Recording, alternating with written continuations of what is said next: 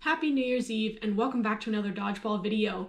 As it is almost New Year's, most people usually set New Year's resolutions and goals for the upcoming year. So I wanted today's video to kind of gear around that. So a few weeks ago in my comments, I got asked to create a motivational Dodgeball video, and the comment was along the lines of that their two teammates got moved up to the national team and they weren't selected, and they were feeling like they weren't being seen and they just wanted a little bit of motivation. So today I wanted to share a personal story of how I overcame a no and turned it into a positive, and also touch on some goal setting tips and having realistic goals. So let's jump right into it. So back in 2016, I made my very first USA Dodgeball team as an alternate, which meant I wasn't a starter, clearly I was alternate, and I wasn't guaranteed a lot of playing time. But I was told by one of the captains that I would get opportunities to prove myself. When they came along, I would get sprinkled in, and if I played well, I could earn myself more playing time. But really, it was a long way to Australia, and I accepted the fact that I probably wouldn't play that much that year, but I was gonna enjoy my vacation, my extra days in Australia, and then I was gonna use the rest of the time where we were at the tournament to focus on that learning opportunity, and that opportunity to be up close with the best of the best playing each other, learn from it, and hopefully get better. So when the tournament finally came around at Worlds, I didn't really play too much the first 2.5 days, but at the end of the third day, I got sprinkled in and ended up playing really well to the point where I earned myself more playing time the next day, and ended up coming in really clutch. I made some really important catches that ended up propelling us and helping the team win and earn ourselves a spot in the playoffs.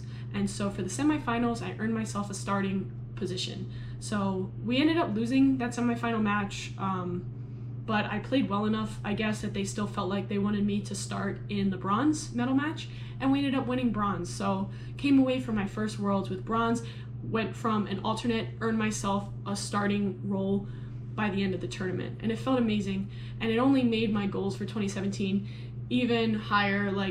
I really wanted to push myself. I felt like that was my first year playing foam, and I had a long way to go, and I felt like I could get so much better. So I focused in on 2017. I didn't want to make the team as an alternate. I just wanted to make the team. I didn't want to have to earn playing time. I wanted to deserve that playing time and then prove myself worthy of that playing time.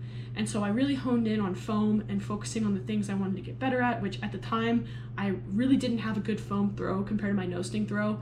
So I was really focusing on building up my throwing velocity, focusing on learning how to throw that foam ball well, and I felt like I had achieved that. When the tryout came around in 2017, I felt like I was light years better than I was in 2016. And I was very confident going into the tryout, but I ended up having a bad first day at the tryout. Now, all the tournaments leading up to the tryout, I had been playing lights out, and it just so happened the first day of the tryout, I did not have a great day. I didn't have the worst day ever, but I definitely didn't play as well as I know I could have. I had moments where I was doing well, and then I had more moments where I wasn't. And sadly, and at that year, the way the process was for selecting the team, they didn't really pay too much attention to the second day of that tournament. They really only focused on the round robin day, and then the second day, the scouts weren't really watching. And I ended up having a really good second day, and I was hoping, that they could look past some of the bad play of the first day and remember how helpful and useful I was in the previous year, and hoping they remembered all the times I had played good that year. But I think at the end of the day, they ended up not going with me for whatever reason, and I didn't make the team in 2017. And I was heartbroken. I was in a depression. I was in a slump. I think I didn't even show up to Dodgeball for a week or two after I didn't get picked. Not because I didn't want to play, I just didn't want to show my face. I felt like a failure.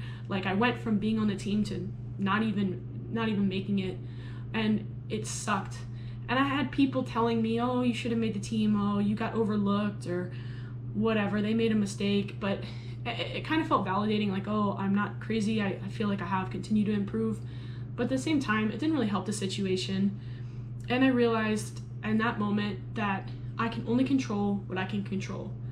I controlled the things I can control, and I worked my ass off to get to where I was in 2017, but I couldn't control who they picked. So I needed to remember the positives and the things that I have improved on, and the things that I could control that I did well and I took advantage of. And I decided to not let that no get to me. In fact, I feel like that no was the best thing that happened in my dodgeball career, because I could have easily plateaued at that point, make the team back-to-back years, and you're like, oh, I'm so good, what do I even need to improve on? I continuously make the team. But by not making that team, that showed me like, hey, you're not guaranteed a spot. You have to earn it every single year. And remembering every single year that I could get that no pushes me in the off season, pushes me during the season to continuously improve and identify what I need to get better at. And when I'm at the gym and I'm just not feeling it, I remember like, hey, somebody could be working harder than me today. I need to put the work in. And it gives me that extra push. Like, that no was everything, because it pushes me to this day. When tryouts are coming along, I remind myself like, hey, you're not guaranteed a spot. You have to earn it. You could get that no. And if I wouldn't have gotten that no, I don't know how much I would have pushed myself. Maybe I would have still done fine. Maybe I wouldn't have. But I know because of what happened, it's really helped motivate me. And ended up finishing out the year strong in 2017. My underdog team, we ended up pushing through and we won the national championship that year. I ended up getting MVP, and it felt validating, like, hey, you are getting better, you are continuously improving. And then in 2018, I ended up making the team again. There was a new process. At that point, there were scouts, there was a combine, there was a whole tryout process, so it didn't necessarily come down to one day, though you do need to play well at the combine. If you didn't have the best combine ever, but you still played okay, like, they can also look at how well you've done throughout the year as well. I feel like I had a great combine in 2018 though, and it all worked out. Like, I ended up making the team again, I ended up hitting my goal, and I made the full team. I wasn't an alternate, and it just felt like all that hard work was finally justified. And I mean, I also learned in that situation that you're not always going to hit your goals in the timeline that you would like to hit them. And so I started getting really good about making short-term goals, which for me are goals that I can achieve, reasonably achieve or realistically achieve in like 3 to 6 months. Just because sometimes only having long-term goals, you lose that motivation, you lose that drive because it's so far in the future. You're like, oh, I can take a week off, I'll be fine. But if you have those short 3 to 6 months goals, like, every day matters. And so by having those, I work towards those, and as I achieve them, as I get closer to achieving them, that gives me that extra fuel, that extra drive to push towards those long-term goals. If there's one thing I hope you pull away from this video, it's that no's are gonna happen in life, not just with dodgeball, with everything in life. No's are gonna happen, and you can't let that stop you. You can't let a no keep you from achieving your goals. At a time in my dodgeball career when I really felt like I should have been picked, and I was confident going in that, oh, I can make this team, and to hear that no, it was devastating. And I could have easily quit dodgeball and never made the team again. But instead, I decided to turn that no into something positive, into motivation to push myself, and I ended up being fortunate enough to make the team in the next year, in 2018. Now, that timeline isn't necessarily going to be what happens with everyone.